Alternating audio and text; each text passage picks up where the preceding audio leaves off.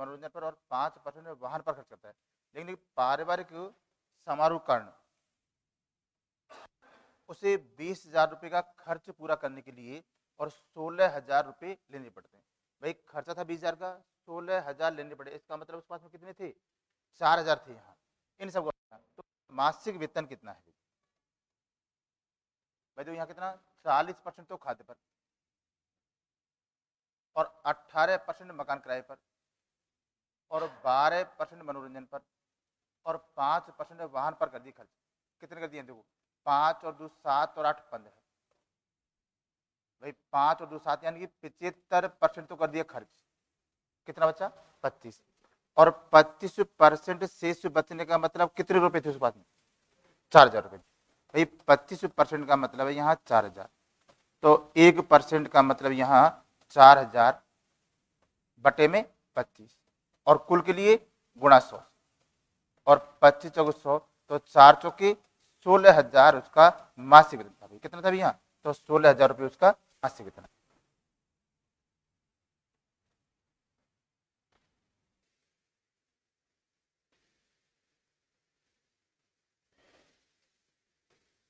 यदि आप एक कक्षा में 50 बच्चे हैं, उनमें से 40% के पास में कोई वर्दी नहीं है, 4% वर्दी, कुल यानी कि 50 बच्चे हैं, तो वर्दी वाले कितने होंगे यहाँ भाई? वर्दी वाले रह गए 96%।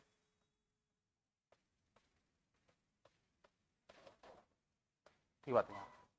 और उनमें से 1/3 बच्चे केवल एक भाग पहनते हैं यहाँ। तो जब यहाँ 96% कितने यहाँ वर्दी वाले? 50 है, 50 का 96% यानी कितना? 48। 48 बच्चे थे जो वर्दी वाले हैं यहाँ। अब उनमें से भी 1/3 बच्चे वर्दी केवल एक भाग पहनते हैं, तो शेष बच्चों के पास में पूरी वर्दी है यहाँ। तो बताओ वर्दी वाले कितने रह गए? पूरी वर्दी वाले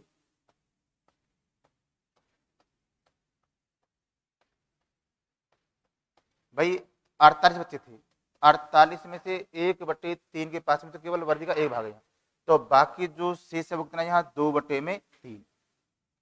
समझिए भाई, 1/3 निकालने के बाद में शेष कितना बचा? 2/3। और 2/3 बच्चों के पास में पूरी वर्दी है, तो 3 से काटा हमने यहाँ 16 है और 16 दून कितना यहाँ? तो 32 बच्चे ऐसे हैं जिनके पास पूरी वर्दी है। ठीक है, आप चाहो तो यहाँ इस बात को यूं कर सकते हैं भैया भाई 50 बच्चे थे जिनमें से 4% के पास में तो कोई वर्दी नहीं थी, तो वर्दी वाले रह गए कितने? 96%। अब ये बच्चे थे यहाँ वर्दी वाले, इनमें से 1/3 के पास में तो केवल एक भाग है, यानी कि या तो ऊपर वाला पहनते हैं या फिर नीचे वाला पहनते हैं, तो पूरी वर्दी वाले जो बचे हुए वो कितने? यहाँ 2/3 आ गया और 50 से काट दिया हमने यहाँ 2 और 2 से 48, फिर काट दो 3 से यहाँ 16 और 16 दूना तो 32 बच्चे ऐसे हैं जिनके पास में पूरी वर्दी है। आप ऐसे कर लो चाहे कर लो।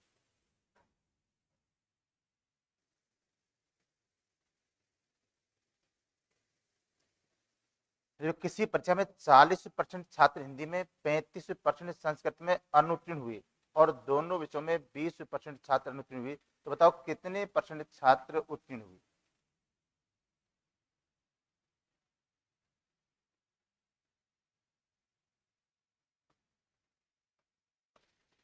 भाई हिंदी में हो रहे कितने? 40%। और संस्कृत में है कितने? 35।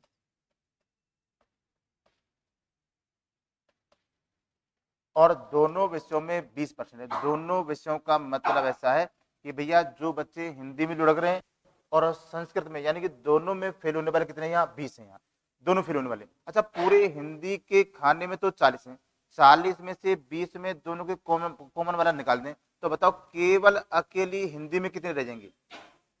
केवल अकेली हिंदी में कितने? यहाँ 20%। और केवल अकेली संस्कृत में कितने रह गए? 15%।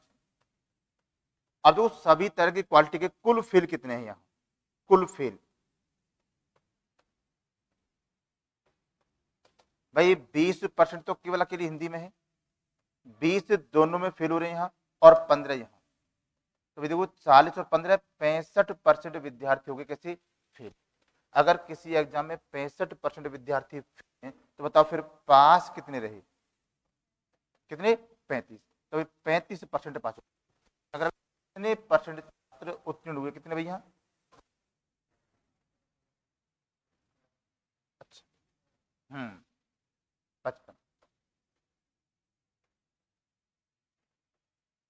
55% रह गए, तो कितने रह गए यहाँ? 45। तो यहाँ 45% दोनों विषयों में पास हो। ठीक बात है यहाँ। और आप चाहो तो इस बात को यूं भी कह सकते हो, भाई हमको चाहे भली पास निकालना हो चाहे भली फेल निकालना हो, दोनों के लिए है भाई यहाँ ए प्लस बी माइनस सी। ए का मतलब है पहले वाला सब्जेक्ट, बी का मतलब दूसरा, और सी का मतलब कॉमन। इस शर्त यह है कि अगर ये पास है ये पास है तो ये भी पास होना चाहिए, तो हमारा उत्तर पास में है। कुल मिला बात है तीनों समान होना चाहिए यहाँ। अगर ये फेल है ये फेल है तो ये फेल, तो हमारा उत्तर भी फेल में आता है। यहाँ देखो, तो पहले वाले में कितने फेल? 40। दूसरे वाले में कितने फेल हैं? 35। और तीसरे वाले में कितने यहाँ कॉमन में? 20। भाई अगर ये फेल ये फेल ये फेल, तो हमारा उत्तर भी फेल में आएगा। 40 और 35, 75। 75 में से 20 यहाँ कितना?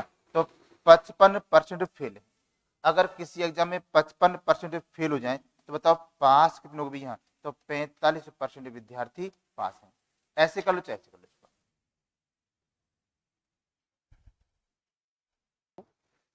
क्या करा है देखो, हिंदी में फेल होने वाले जो बच्चे हैं वो कितने यहाँ? 40%। ठीक है। और संस्कृत फेल होने वाले 35% है यहाँ। और दोनों विषयों में फेल होने वाले 20% है, यानी कि ऐसे बच्चे जो हिंदी और संस्कृत दोनों में फेल हो रहे हैं। अगर मैं बात करूँ केवल अकेले हिंदी में कितने? पूरे में 40 हैं। 40 में से 20 निकाल दिए मैंने ये, तो केवल अकेले हिंदी में कितने बच गए? 20। इसी प्रकार केवल संस्कृत में कितने बच गए? यहाँ 15। तो कुल फेल 20 और 20 40 और 15 55। अगर 55% विद्यार्थी फेल है तो फिर बताओ पास कितने हैं? 45। ऐसे कर लो यहाँ। ए का मतलब है पहले वाला, बी का है दूसरा, और सी का कॉमन है। शर्त यह है अगर ये पास ये पास ये पास, तो हमारा उत्तर पास में आएगा। अगर ये फेल ये फेल ये फेल, तो हमारा उत्तर फेल में आएगा। अगर बाई चांस असमान आ जाए तो भी वहां समान कर सकते हैं। भाई किसी एग्जाम में 35% विद्यार्थी फेल है, तो पास कितने हैं? 65% है। अगर 20% फेल है तो पास कितने? 80। अगर कभी कोई असमान अवस्था मिल जाए तो उनको वहां समान भी कर सकते हैं। ठीक है।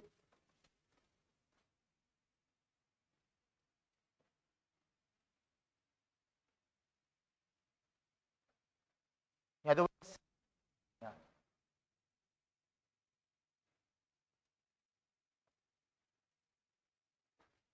भाई हिंदी में 52%,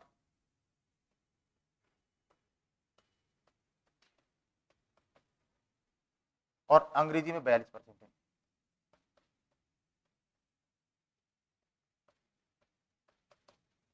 और 24% दोनों विषय में, दोनों में फेल हो गई। यहाँ 24। अच्छा तो केवल अकेली हिंदी में कितने रह गए? भाई 52 में से गया 24, तो केवल अकेली हिंदी में 28%। और केवल अकेली अंग्रेजी में कितने बताओ यहाँ? 18%। जो कुल फेल,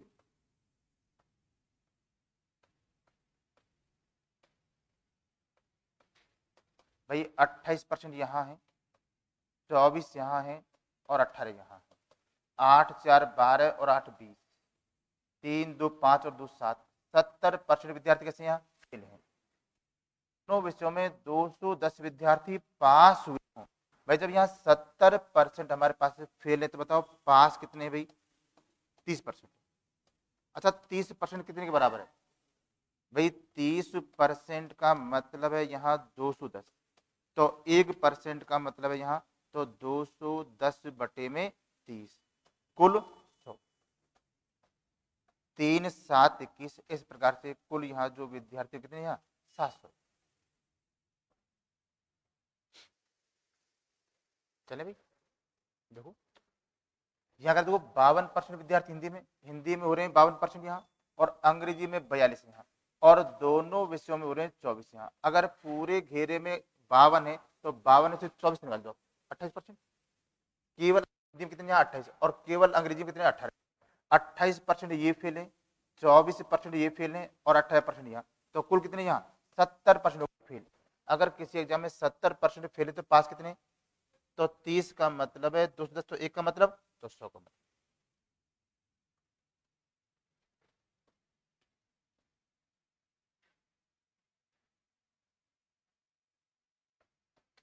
यदि भैया एक परीक्षा में किसी प्रत्याशी ने 30% अंक प्राप्त किए, भाई यहाँ 30% उसने अंक प्राप्त कर लिए और 6 अंकों से फेल हो गया। सोचो अगर उसके 6 अंक और आ जाए तो वो पास हो जाएगा। भाई ठीक बात है, 30% तो ले आए वो, अगर 6 और आ जाए तो वो पास हो जाएगा। इसी प्रकार अन्य प्रत्याशी ने यहाँ 40% अंक प्राप्त किए, न्यूनतम अंकों से 15 अंक ज्यादा लाए। दोबारा देखो यहाँ, भाई 30% अंक प्राप्त कर लिए, 6 अंकों से फेल हो गया, अगर उसके 6 अंक और आ जाए ना तो केवल वो पास ही होगा। इसी प्रकार दूसरी कंडीशन यहाँ 40% ले आएगी, अगर इसके 15 अंक कम आते, इसके 15 अंक कम आते और इसके 6 अंक ज्यादा थे तो केवल दोनों पास ही होते, यानी कि पास वाली कंडीशन है यहाँ। अब पक्षांतरण, भाई यहाँ 30% है और यहाँ 40% है, यहाँ 15 है, 6 गया उधर, क्या बात है यहाँ।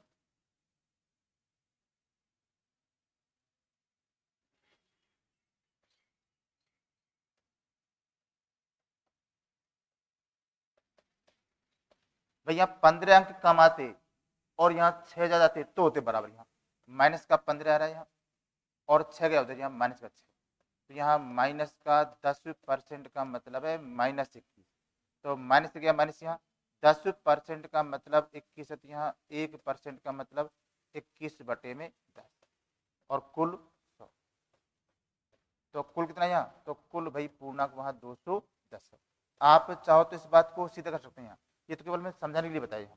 मैं तो यहाँ 30% अंक ले आए हो और 6 अंकों से फेल हो गया, इसने यहाँ 40% अंक प्राप्त किए और ये 15 अंक अधिक लाया।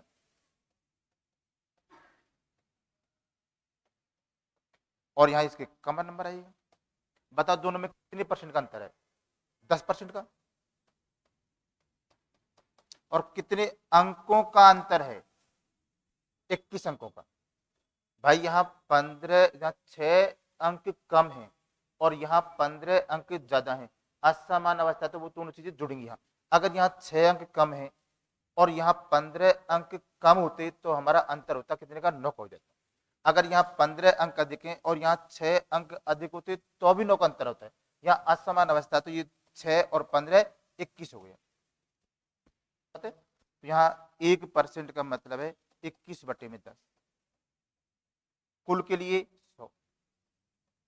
इस प्रकार से हमारे पास में कुल जो पूर्णांक कितने, यहाँ 210। ऑप्शन ये सही है, कोई बड़ा थोड़ी है, कोई छोटा सही है, ऑप्शन से सारे क्वेश्चन नहीं बैठते।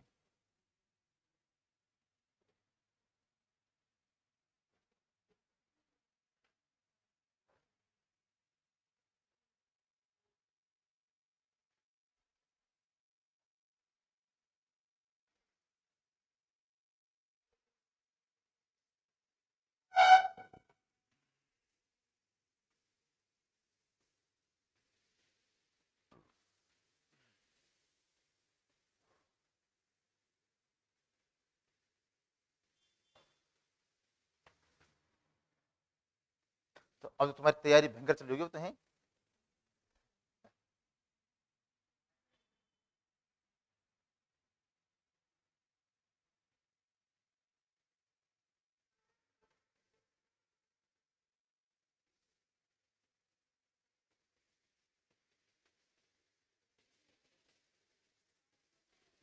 बताओ, तो ऐसे नहीं है।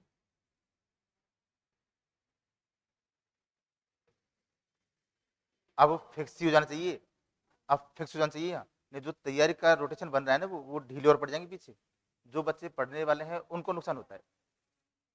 हाँ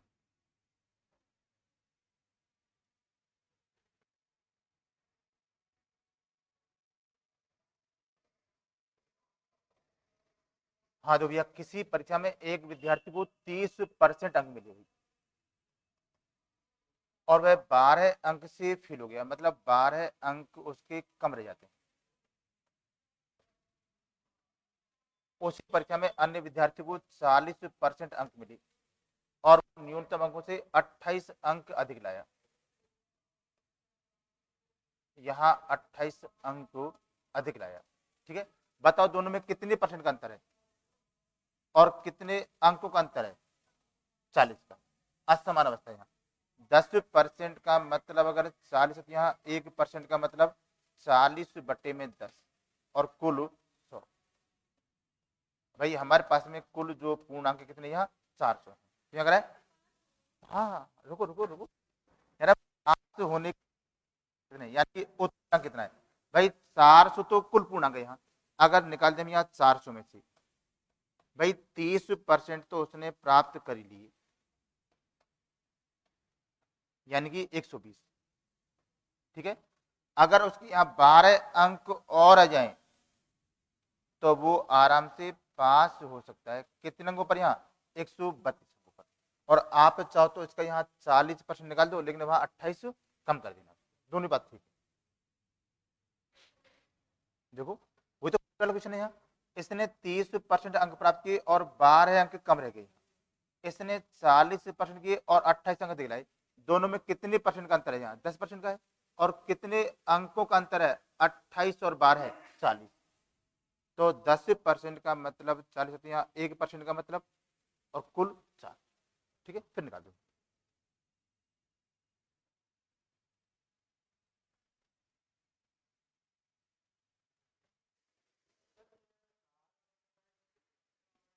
अरे भाई पिछले पहले से बता रहा हूँ, यहाँ ये कम है और ये ज्यादा है तो जुड़ते हैं। यहाँ अगर 12 कम है और यहाँ 28 अंक कम होते तो कितने का अंतर होता? वहां 16 का अंतर होता। अगर यहाँ अधिक है यहाँ अधिक है तो भी 16 का अंतर है। यहाँ कम है और ज्यादा है। पिछले वाले प्रश्न बताया था ना मैंने आपको, वो निकल गया। अरे बात वही है, यहाँ मैंने सीधा कर दिया है, वहां मैंने अलग अलग लिखा था मेरे वहां। चले भाई,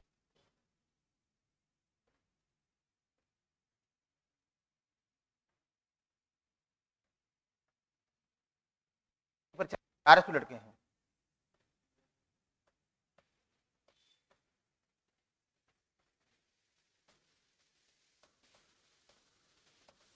भाई यहाँ 1100 तो लड़के हैं और 900 लड़कियां हैं। और 50% लड़कियां उत्तीर्ण होगी, तो अनुत्तीर्ण कितने हैं भैया?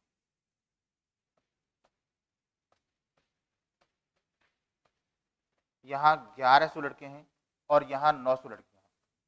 ठीक बात है भैया, ध्यान देना। उनमें से 50% लड़के तो उत्तीर्ण है, तो फिर बताओ अनुत्तीर्ण कितने हैं? 50। यानी कि 11 पंजे 55, यानी कि 550। ठीक बात है। और 40% लड़कियां उत्तीर्ण है, तो फिर अनुत्तीर्ण कितनी है भाई? 60। और 9 की 54। बताओ कुल कितने अनुत्तीर्ण हो गए? 1090। कितने में से? 2000 में से। कुल यहाँ विद्यार्थी 2000 थे, जिनमें से 1090 अनुत्तीर्ण है। यहाँ तो परसेंट कितना भाई? भाई यहाँ 1090 अनुत्तीर्ण है, कितने में से? और गुणा में यहाँ 100, 2 जीरो और 1 जीरो यहाँ। भाई यहाँ 2 पंजे 10, 2 चौके 8 और 2 पंजे, यानी कि 54.5% विद्यार्थी कैसे अनुत्तीर्ण।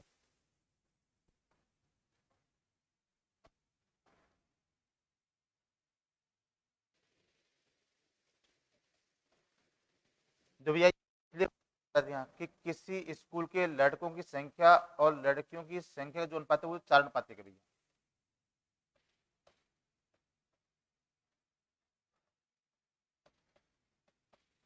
भाई 4:1 कह लो, और हम चाहते हैं यहाँ 400 और 100 भी मान सकते हैं। भाई 400 में और 100 में वही 4:1 अनुपात है। भाई आगे मामला परसेंट का है तो आसानी से संख्या कट जाएंगी, इसलिए मैंने यहाँ 400 और संभाल लिया। भाई लड़कों के 75% को और लड़कियों के 70% को छात्रवृत्ति मिलती है, तो यहाँ छात्रवृत्ति नहीं मिलने वाली। भाई यहाँ छात्रवृत्ति नहीं मिलने वाली।